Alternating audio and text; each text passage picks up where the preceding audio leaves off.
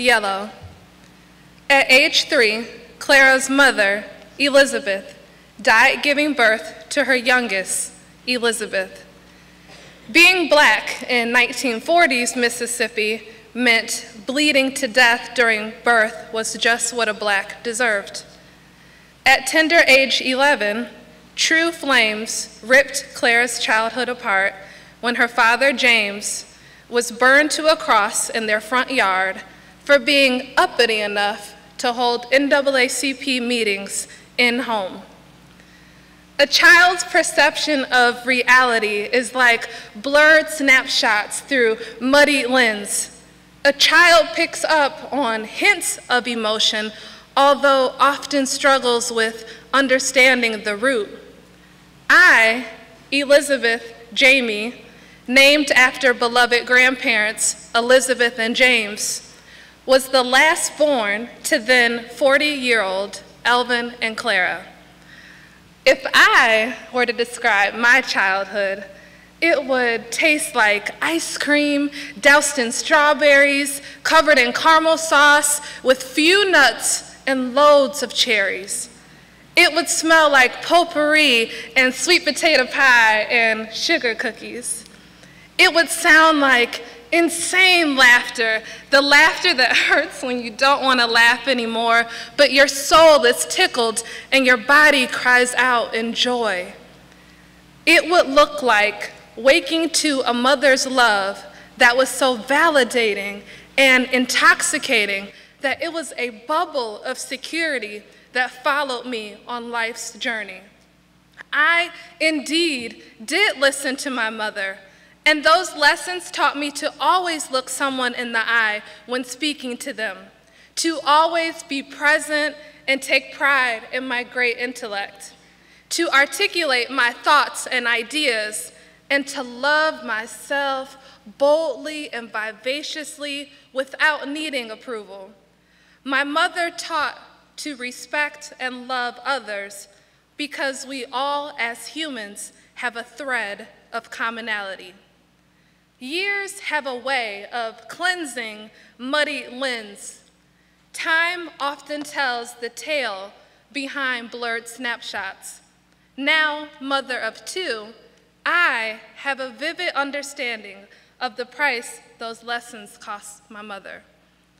Clara was raised by her loving grandfather, Papa Ran. Papa Ran was our family's first generation born out of slavery. A high school senior, Clara wanted a store-bought dress for prom, not a mammy-made dress like the other Negro girls would wear. The long country road to a department store was one lined with hangings, death, despair, hatred, and uncertainty. Yet love makes us do some crazy things. Knowing the potential trouble ahead and attempting as much as he could in 1940s Mississippi to keep Clara's childhood vision to be like blurred snapshots from muddy lenses, Papa Ran made the trek to the department store. Papa Ran never raised his head in the store. A white saleswoman scoffed at their arrival and demanded, "Boy, what you doing here?" Knowing that any word could be the wrong word, Papa Ran used few. As if all money wasn't the same color, she pointed, "There are colored dresses over yonder." Clara, unfazed, bounced over to the tiny rack and settled on a beautiful yellow dress. As time cleansed Clara's lens, she realized Papa Ran's sacrifice. Disgusted with herself and her blurred childhood vision, she can't stand the color yellow, knowing the price far too great of that dress. Meeting Clara, you won't hear her childhood story, for it has not defined her. She is a true social worker at heart, vulnerably giving her time, energy, love, and acceptance continually to this day. But I love yellow. Yellow declares, I am here. Yellow is not bashful or insecure. It does not hide. It does not apologize for its radiance.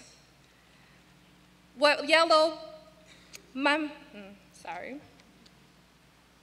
My piece is mixed up.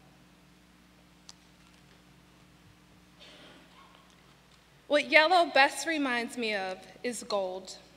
My mother is yellow gold.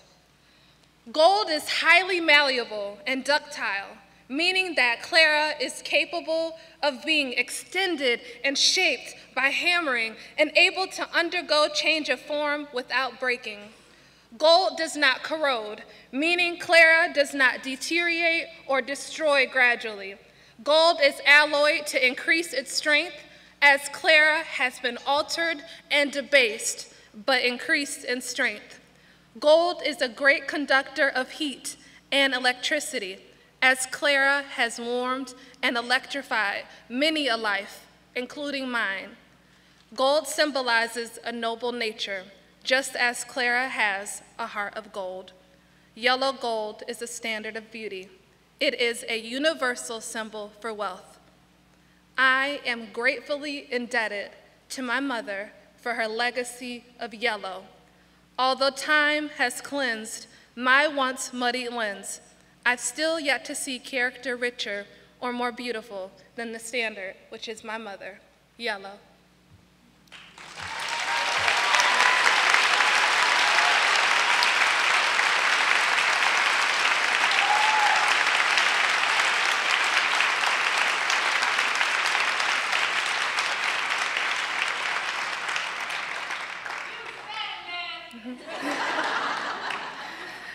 Since she likes to heckle, Mother, would you please stand, Clara?